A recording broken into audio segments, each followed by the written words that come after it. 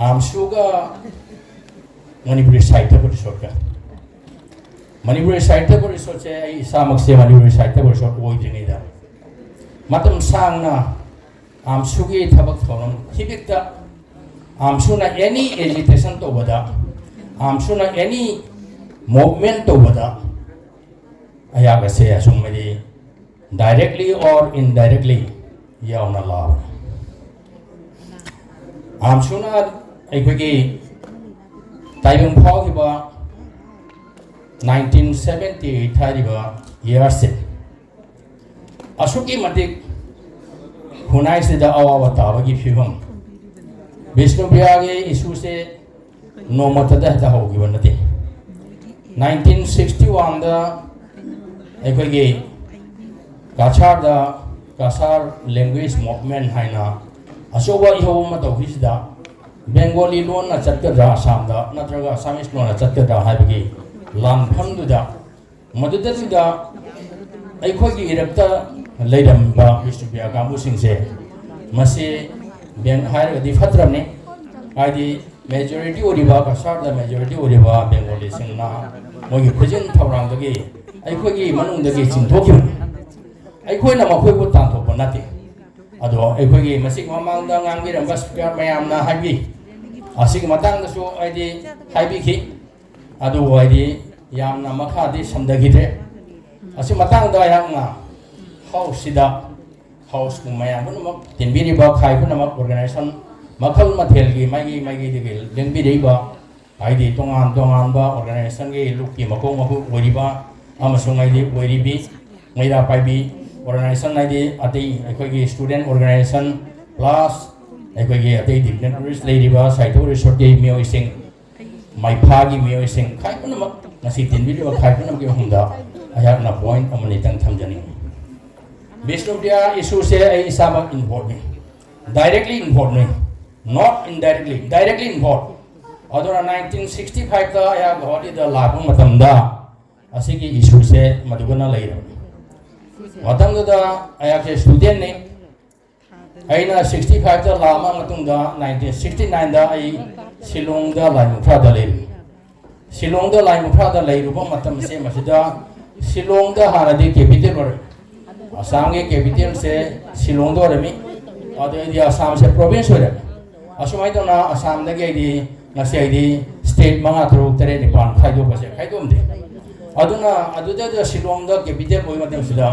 लाइमुफ्रादा अयामना आइदि मरुप अमा याम लुना तिनबा मरुप अमसुंग एमएलए होइना लेनबा खोगे हानगी खोगे गुरा मेरा जो आगे ले मतमसिदा अदुदा लेजरमी मसिदे जेके सिन्नाइना विष्णुप्रिया मसामना जेके सिन्नाइना विष्णुप्रिया मसामना इरंबा मागी चे सिंदो मकोई वारोल सिंदो मदु पारगा अयामना गी थमोइसिगा याम सातिना अवाबा मसुंग नुंगाइथमा फावहु अदुगी वफमदो हजि फावा मेमोरी दे लैनि चित्रांगोदा कौबा मैगजीन दा पालोनिर मैंगाल हाइबा आर्टिकल दुदा करी हाइना हाइरमे अदुदा पालोनिर मैंगाल हारि बसे मकोगी आइदि केनोनी मोय पालोनिर मैंगाल दे अखोय मितेर मते इ मयक म होइरे पालोनिर मैंगाल हाइदि महौसादा अखोयना करी वना लरंगे ना हाइबो वहम मसिदे जो महानो हाइबो वाइ सिंदो मधुगे मते अमतंग आई हाउस दा थमजरम आधा कच्चा मांसो हुआ आधा कच्चा फिजेट वाला आधा कच्चा सभ्यता लोई औ पेटू अधिकार मैथै असी वहाई से हेक थंगनबदुदा मतमदुदा दे सासे आइदि नहा ओरिबनिना इशु जाम साने थेंगे अदुगी वहाई सिंगदुना आइगी इफमदादि तिंथंग ओइना जुखिबन आधा कच्चा मांसो हुआ आधा कच्चा फिजेट वाला आधा कच्चा सभ्यता लोई औ पेटू अधिकार मैथै असिगे वहान थोक्ति थोड़ा दिखांग मनी मैं आपन सु आधा कच्चा मांसो को अखोगी आइदि हिंसा पालो दुमाना लौना फुम लौना चाव आधा कच्चा फिजेट वाला फिजेट तुदि अखोगी मयंगनि अखोगी लोननि अदुगा मोइना कमाइ सिननिबा आधा कच्चा फिजेट वाला आधा कच्चा सभ्यता लोई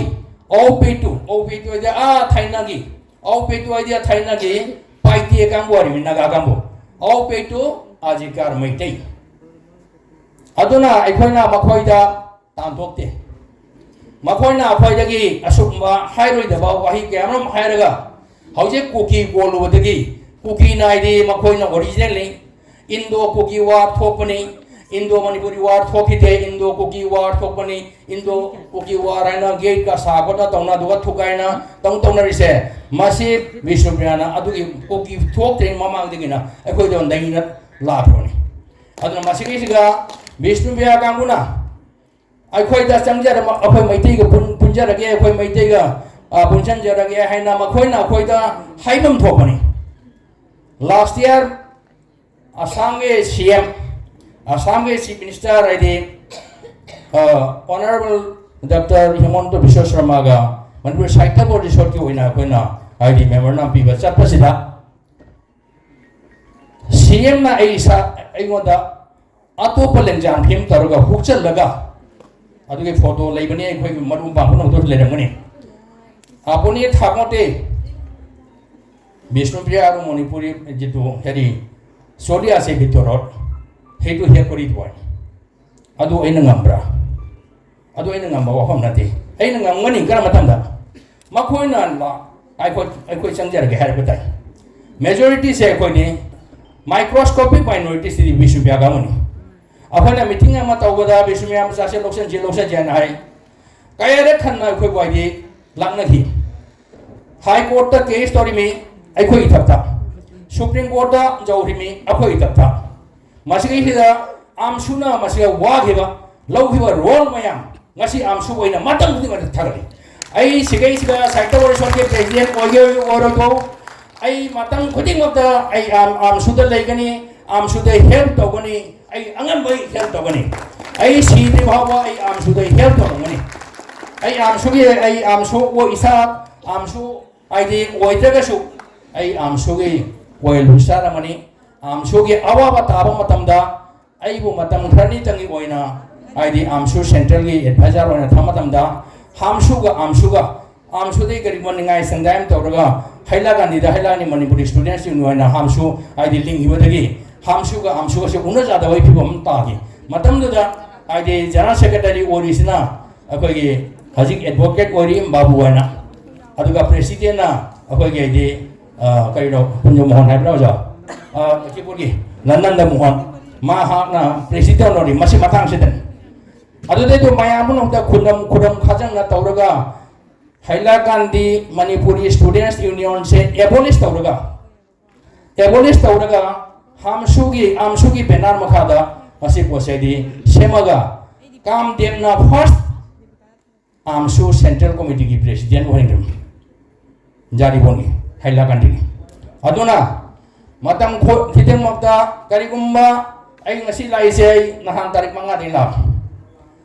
President sanal na ay ngonda 11th hour da hontori. Oja sumay to na oja ID guest of honor na David jade lakbida jade na hay. Jawida jade. Ay nga khalla matung da ay ngonda city pire consent letter ama ay accept to Ado ay hagi, but it is too late then. Ayam tienge, ay napangmo. Ado bo, ay lay, ay ngari mi, ay ngarang na satla dami, ay ngasi amsugi tabuk say, nuiraga ay satya na ay sige planning ay gawjaban. Ado na, ay hagi, kong amdaba ni, ay gi se singli da siya linga gidi. Saita pari short na amsuda, matang kuding mata, Mateng pang nasu lai amsu jauh ni dah isa se Manipuri Language Protection Committee dah jauh rami madu su amsu dah mateng pangai uma ki president oina ai center president oina ai uma se tam ani ni puja ba sei ani tong na sei mari madu te tu kani haje uma ki Manipuri Development Council lai na first ai chairman ori se GTN ori ai di karim phang di ai phang ba gi na te ai na sujari ba se ai portfolio holder na te ai general asung isam chamba mi mo oiraga ai sama seva tawja gain thokja ai haji su ai karim khande ai karigumbai ja manipur sahittya parishad ke president ni kai na haibido mayam na haibi bani ai san karigum matam da haijade ai portfolio pai daga ai sana jade ai portfolio jawe to ai manipur seba tawani manipur sama se seba tawani khunai li seba tawani asini ai khongi asigi position asigi phibam sida manipur da recent nahan ge koi irang jam kana hawri matam da July August ke duga ai imphal chachai imphal chalaga awa tariba punamakta aikona manipur sahittya parishad pala kai tarin pan khaira ga election dorga maya public te gisune ai isa de su anga ba tawraga dumai tona awa ba do ai koi su chat nai di adi share to jaroi aduna hojek so ayak na ai thamjari base ai koi gi Vishnu Vyasi matang da ai koi ne Vishnu Vyasi konjal buradi ai koi just like kokine to se asi bose torokani haje ahoi mathangi tam da haje koki na tawise koki gi se kar matam da loidor bas hangre aina maside siga all Assam Manipuri Students Union gi office bearer hobi riba ID hanagi ex office bearer leiba ngasi se jam nungai ba aina ID yam satina pien badi ex oiriba kangu ponama hauje ki puri ba ID isa sing inau sing na masak khambi dana makhoi bu kaukhat piraga phijet akhoi gi lengjan phi tombi base masimo khena nungai base ai leite masumai kana sahittya parishad so mama ngai da puri ba kangu se masi koi tojai mathangda sahittya parishad ge mathau laga dori sing jo asumai kana ai asige phibam se sum to se jam khane pamjai ai koi matang hudi makta ai na ai gi wakhanda Manipur Sahittya Parishad all Assam Manipur Students Union amadi maida paibi ima indon isin inau mayam ekhoi ima singse ima leiriba singse isan singse ise singse makhoi se ekhoi naidi ahum sibu punna joshua makhong dumai tana sab manana karigma lepaba karigumba isumda mati masigi se sab manana chongchendaba ekhoi karigma atopa kamudagi ekhoi makha taba karigma phimda ngamoi ekhoi matang khudi makta boy ai advance oina geometrical progression da khoi chapanga ngani haibse mase haki achet pathaja bani aduna ai yam sang na matam se lojar roi ate su ngang da speaker saguma leiri ai na masi se pot ngam thamjani basina yam na nungai ba haiba tai ai khoi gi media mi tamak sahittya parishad do hona badana adana am su se matang khudi makta yauna lekan ai khoi gi manipuri media se yam satina ho launa ID Manipuri medium ge school sing se mase ram tor madagi hojik Manipuri medium school se no sum sitarakna Manipuri medium se ID Borak Valley da haifet laisalakte LPD ayamba aida muthibama natraga amalgamation tawgima asiwai aduna kana umano Manipuri Sahittya Parishad je Karim Sudian haredi jaro maramne Manipuri Sahittya Parishad medium se sorimi Manipuri chhatra sing tu ge ladi kwat na ba ai to larik syllabus to namasigi oja sing mayam no se ai writer sing mayam no mase ira wat na ba honor se Manipur Sahittya Parishad larik lecture ga di medium hingadra chhatra sing na kari porga thadori da aduna mase amaga ai organization amaga se taina bidaba organization na kona jokat na thamba organization puna mase ko na di amaga se link leiba aduga amana jam satina kona wari base ngasi Sahittya Parishad ta Lupal la kaide lakh tagi haje crore lai lakh tagi haje crore lai kaina daga hana lising ni le jami se 2001 to the Sahittya Parishad dai de government appeal se only 30,000 adu de lakh adu mathang da jangai lising jangai tawna lakh jau da chakina aina vice president oi matam duga ai chief minister Sarbanana Sonal unama matam du lupal lakh mangana sar ka dori asi de karim da masina hoi thak tau jade lupal lakh tara ka sanction to biwana hai bada lupal lakh ai de taruk makhai ka sanction tori adu matung da yang president ai de elected ore poi matang da president ore matam da 2020 da purpose panchel karor ahum masih di Sahittya Parishad da masih di sanction tor pani partly mada 60% akom da 40% daduna masih aikoi Sahittya Parishad ke leiriba branch sing se masih ka tani akon hajikte ganoriba matung da di aikoi sister organization leiri sing se jo akoi masih ga kari help to jaba ge na hai baso je aikoi soi da ke khana rakani aduna masih ai thamjaram ge aduga ayana ngasai di ngasai akogi Manipuri nataba akogi leiriba missing organization ki chairman lamba di atop di akogi dimasa ki lamba makogi wahi waron lugi jai na kadang aina longja hobudi kunjan hobudi adi Sam Hussein Goria Muslim ni matangga makoga akoga se ma hailo chumi maram di mitai pangan se mase akogi ningol masani mitai pangal se ningol masani khage maning thogi hak tak taki adu mamang dagi su makoi se labani akoi na makoi bu luna to hom thoi adu ja de akogi adi na oi de pursham ma di na birimni so se khadang na highlights to ide mi chumme akogi ngasi Manipur site ko risona so akogi ganada makoi koi Manipuri Muslim mitai pangan gi writer singa makoi da upadhi pi gotna tawna makoi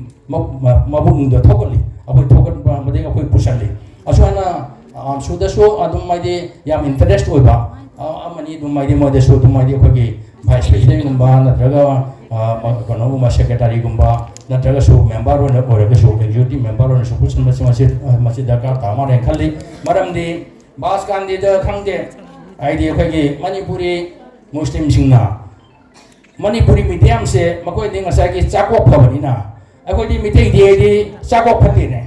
akoi gi reito koi di bar se leiti hai jare reito peti no mo isi jale do reito party so magi fiction gi dona manga tara popo do modo jaman rai na madu ani do ama bong jo do jo reito bar da di leitraga kar mai to medium hinduino pangan mitai pangan akoi di hingal sigi jam sane chawro makoi ko botanam le maram de moi di reito bar heli reito bar to hen madina moi je amagak lo ra so mathang dam ko mo LP tamakani LP do mathak don warga am tamakani adu na moi se hingalimi adu moi se ko na ponjan magi jam dakar ma oi adu ga makoi se makoi na ponjan magi su dakar oi je kana adu ga makoi na ngang i lon se Manipuri ni maitai ni adu na de makoi na phena nungsi bom toi adu na haji chaki bai de tarik 9 Desember gi masih je Dr. Ronos bi guna koi kau साहित्य परिषद गौरवना आइमेल विशेष गौरव साहित्य परिषद गौरव दे आइदि थबक्रा सिनारै मासे आइदि मयामदै मासे फोंदोक चरंगे 2024 दा अनोबो session सिगा अखोगी मैथै मयक से 27 स्क्रिप्ट दैट इज आइदि मणिपुर गवर्नमेंट ना अप्रूव तोरबा मैथै मयक से मासे तंबा हौरनी हाइबगी वाफम से दि लेदमनि अदु 2024 की आइदि अखोई एकेडमिक सेशन जिदि अप्रैल दा मार्च अप्रैल दा हयंग दंगारे अदुना 2024 से ngमoi थोरे अदु 2025 तगी 25 के एकेडमिक ईयर तगी मैथै मयक से मणिपुरी मीडियम स्कूल दा मदुगै दुगा चप्पगी वाफम से होदे ऑलरेडी पिराबनि अदुना हजे अखोइना दगा तारिसे दि मसिका जेसन नबि से तौदना अखोना जेसन नरगे अखोइ मांगजे दोरिमि जेसन नरगे अखोइ मांगजे दोरिमि अखोइ जेस आई ऑलरेडी हायरमनि अखोइ जेसन लोइसे मणिपुर गवर्नमेंट ना हजि अप्रूव तोरियो मयक से तमगिसे अदुआ नोइदुना चुम्मी माना लाली माना चुम्मियन हाइबसे मसे एनी स्टेट गवर्नमेंट ना रिकॉग्नाइज तोना पुंला हो रिकॉग्नाइज तोना केस तो सैलरी करिम काना रो केस ता करिगुमा फाइनल सॉल्यूशन ओबन नमो आइदि केस ता करिगुमा मयक के फाइनल सॉल्यूशन ओय नमो लैंग्वेज की मयक के आइदि सॉल्यूशन ओय नमो अदुना मसे तोबिगनो हाइना अपना हाइजबनी अदो लास्ट ता हजि की एजुकेशन रिसा अदु वफम दो थंबिरी हायर से 2023 की December 18 asigai siga kanada SCRT ki de kahibla SCRT ki conference on the world phamaga asi wafam se education research ko da ji asi jathang se bai asi wafam thambirakani aduna akoi yam chatina nungai ningai por leri amsu ki thabak jam lai amsu ga akoi sahiत्य परिषद का मेरा पाइबिगा अहुम से मसेना मानरगदि Manipuri medium school से हिंगबंगमगनी मणिपुरी मयक सोखन तमनमंगमगनी अंगांग सिंसु ACS का करिगा जो पास तोर से ACS मंगा खंगदे अनि खंगदे अखोई की मसी याम चावो एसिपमेंट नमना हैबा हानादि एसीएस हादि इना खुनम मसा नथगा जाम थादेना ब्रिलियंट ओइबो मतवा मसी ओर हाजि की हंदगी गवर्नमेंट सिना हंदगी आइदि हिमंत विश्व शर्मा के गवर्नमेंट सिना मेरिट तरी ऑन मेरिट बेसिस तरी चाकरी से ओन मसिदा अखोई मणिपुरी एसीएस पास तो वसे दे तरे निपान सुरे खोजाई देशो अमने पास तोरे कासार लखीपुर देशो पास तोरे अखोई हैला गनि देशो पास तोरे अदुना मसे अखोई अम्मा पास तो वखंदे तरा पास तो वखंदे ली कैना हाय बसे अखोई जादे अखोई दि अलि पदुगै दि जामक तोरिमि kana gumon na एसीएस से चपुन न थोबो नथि ꯑꯄꯤꯛꯄꯗꯒꯤ ꯑꯆꯧꯕ ꯍꯥꯏꯗꯤ ꯐꯤꯕꯝꯁꯦ ꯑꯣꯏꯔꯤꯕꯅꯤ ꯑꯗꯨꯅ ꯑꯇꯩꯁꯨ ꯑꯩꯈꯣꯏ ꯀ꯭ꯋꯥꯂꯤꯇꯤ ꯏꯗꯨꯀꯦꯁꯟꯁꯦ ꯐꯪꯕ ꯑꯗꯨꯒꯤ ꯃꯁꯤꯒꯤ ꯃꯇꯥꯡꯗ ꯍꯥꯏꯗꯤ ꯌꯥꯝꯁꯨꯅ ꯃꯁꯦ ꯌꯦꯡꯁꯤꯟꯕꯤꯒꯅꯤ ꯀꯔꯝꯕ ꯁ꯭ꯀꯨꯜꯗ ꯑꯣꯖꯥ ꯋꯥꯠꯂꯤ ꯑꯩꯈꯣꯏꯗ ꯇꯥꯛꯄꯤꯔꯧ ꯀꯔꯝꯕ ꯁ꯭ꯀꯨꯜꯗ ꯀꯔꯤ ꯂꯩꯇꯦ ꯑꯩꯈꯣꯏꯗ ꯁꯥꯏꯟꯇꯤꯐꯤꯛꯁꯨ ꯍꯥꯏꯕꯤꯔꯧ ꯏꯃꯥꯁꯤꯡꯗ ꯍꯥꯏꯕꯤꯌꯨ ꯃꯩꯔꯥ ꯄꯥꯏꯕꯤ ꯏꯆꯟ ꯏꯆꯦꯁꯤꯡꯗ ꯍꯥꯏꯕꯤꯌꯨ ꯑꯣꯟꯂꯤ ꯑꯩꯅ ꯃꯇꯝ ꯈꯨꯗꯤꯡꯃꯛꯇ ꯃꯐꯝ ꯈꯨꯗꯤꯡꯃꯛꯇ ꯍꯥꯏꯖꯩ ꯃꯩꯔꯥ ꯄꯥꯏꯕꯤ ꯏꯃꯥ ꯏꯅꯣꯟꯁꯤꯡꯅꯕꯨ ꯑꯃꯠꯇ ꯑꯣꯏꯔꯕ ꯃꯅꯤꯄꯨꯔꯤ ꯃꯤꯗꯤꯌꯝꯁꯦ ꯏꯀꯣꯝ ꯀꯣꯝꯅ ꯍꯤꯡꯍꯟꯕ ꯉꯝꯃꯤ ꯃꯔꯝꯗꯤ ꯃꯩꯔꯥ ꯄꯥꯏꯕꯤ ꯏꯃꯥ ꯏꯅꯣꯟꯁꯤꯡꯗ ꯁꯛꯇꯤ ꯑꯃ ꯂꯩ ꯍꯥꯏꯔꯤꯕ ꯃꯩꯔꯥ ꯄꯥꯏꯕꯤ ꯏꯃꯥ ꯏꯅꯣꯟꯁꯤꯡꯗ ꯁꯛꯇꯤ ꯑꯃ ꯂꯩ ꯕ꯭ꯔꯤꯇꯤꯁꯀ ꯂꯥꯟ ꯊꯦꯡꯅꯔꯤꯕꯅꯤ ꯑꯗꯨꯒ ꯍꯥꯏꯗꯤ ꯅꯨꯄꯤ ꯂꯥꯟꯅ ꯍꯥꯏꯔꯤ ꯑꯩꯈꯣꯏꯒꯨꯝꯕ ꯅꯠꯇꯦ ꯕ꯭ꯔꯤꯇꯤꯁꯇ ꯈꯨꯠꯂꯥꯏ ꯄꯥꯏꯕ ꯕ꯭ꯔꯤꯇꯤꯁꯀꯤ ꯍꯥꯏꯗꯤ ꯂꯩꯔꯤꯕ ꯂꯥꯟꯃꯤꯁꯤꯡꯒ ꯃꯨꯛꯅꯗꯅ ꯃꯗꯨꯒ ꯂꯥꯟ ꯄꯥꯟꯅꯔꯤꯕ ꯃꯩꯇꯩ ꯅꯨꯄꯤꯅꯤ ꯃꯩꯇꯩ ꯅꯨꯄꯤ ꯐꯥꯒꯤ ꯆꯥꯕ ꯅꯠꯇꯦ ꯑꯗꯨꯅ ꯀꯨꯀꯤꯁꯤꯡꯒꯁꯨ ꯍꯧꯖꯤꯛ ꯍꯥꯏꯗꯤ ꯂꯥꯟ ꯄꯥꯟꯅꯔꯤꯁꯦ ꯃꯩꯇꯩ ꯏꯃꯥ ꯏꯅꯣꯟꯁꯤꯡ ꯃꯩꯔꯥ ꯄꯥꯏꯕꯤꯁꯤꯡꯅ ꯍꯥꯏꯗꯤ ꯑꯍꯤꯡ ꯇꯨꯝꯗꯅꯒꯤ ꯂꯥꯟ ꯄꯥꯟꯅꯔꯤꯕ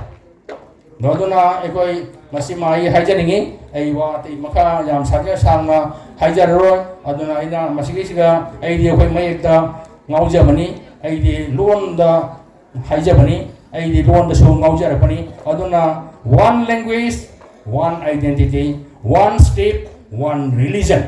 masi oiradi ekoi chakotpa ngamani ekoi united oiba ngamani masi wase wafamje thamjaraga aya maya punako amu phanna thaga charaga masi amsubo aina hanna thaga chari long live Manipuri side as long live amsu long live Manipuri language literature and culture long live all students communities in Assam and Northeast India. Thank you all. Ifu taruk suba amsuki mapong kumon mesida seru ya bibi mata hana asu center committee mage tagi thagachari mathan sidi presidential space wana yamba asapam sana singabu kosinjari yamba asapam sana singa president obu nasigi akogi nifu taruk suba amsugi mapong kumon asibu mapong han be ni haduna lembi rektiba imai ben amasung oza sing loinena tay group tagi lembi rektiba isinaw myam punawapu amsugi magi dagi thagatsa phongdokchari masigi program asida amuk hena mai pak labo hona bada yam chauna mateng leiraba akogi Guwahati da tariba Guwahati gi around 14 ka akogi khun tajai asidagi lengbirak akogi imai ben loinena khundugi ahal laman mayamna yamna akoida yamna thina support tawbirak bahaiba tare chalo pham khudigi akogi program asibu participate tawi tana akogi program asibu mapung pha bada mateng pangna selgi tengbang su kyamnu tawbirae aduna mayam punamak se min amom tang haigadi hani khar tanna leibane hamoina talane na punna mayam bu thagat pawai ai phongdok chari aduga ngasai wari ama ni tang de thamjarau ge ngasai organization mayam ai maru oina akogi foundation day asi Guwahati da pangthokpagi maramdi hojai natraga barak valley da akoi program pangthokpa matamda anytime successful oi mi su adikpada lising khada tindaba yaude aduna akoi Guwahati asida akoi amsugi da natana Guwahati asida akoi mitei asisu Guwahati gi maiwalda hojiki northeast ki hub ni haino pham asida lei haibase mayam wi magna uchening bagi pandamda akogi program ase pangthok sabani adubu akogi program asida saru yaduni haiduna lengbirakpa indigenous organization mayam su mayam gi akogi ngasi tingi ba akogi mifum asida saru yaduna yamna mogi akoida supportive oiba yamna speech mayam thambirame loinena akogi Manipur Assam taiba mitei singi sapthoksingai oiba organization mayamna wafam mayam phajaba thambirame adu wari ang khatang ai hajaningi ngasai ozana parisatna akogi Manipuri gi subject ki matang da wari thamjabdu aina hajaningi mamang dai chu aina hek pham pujrapa matamdagi akogi parisatna akogi Manipuri subject college amasung 9 10 da yamna wana laibase ubidabra natraga moina solution pure hai je kamai no ai je khangba ngam jatre aduga problem se larik se wat pa degree gi larik kai di phang da ba je sum phang da ma oi ase ui aduga parisatti yang saraba yang government funding lai ba organization makoi da gi khajitang la mari nga tang kai thoga adugi paisa duna wat iba subject Manipuri laring se asi mention bibang ngambra natraga kari bibang lai bagi asi wai sem thangjan ngi aroi badadi mayam punamapu akhoi program asi bu saruk yabirani adu mapung phabirani haiduna loiba phawba ngai don lai se asi de hena harau jani ngai kai su lai jade asi bakum jai jage thank you and long live amsu aru mayam aigi nusinjabo oina mayam punnam tang hawolaga long live amsu ai se ahumrak tang launi asi mayam yaraga din ka